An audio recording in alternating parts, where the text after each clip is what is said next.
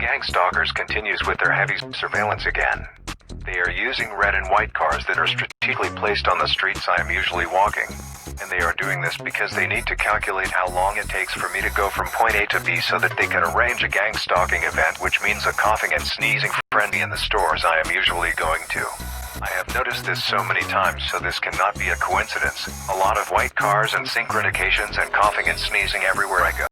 And at last you can see some electromagnetic disturbance while filming the red and white cars. This is how you know that they are using electromagnetic weapons, according to Karen Stewart, NSA whistleblower and victim of organized gang stalking.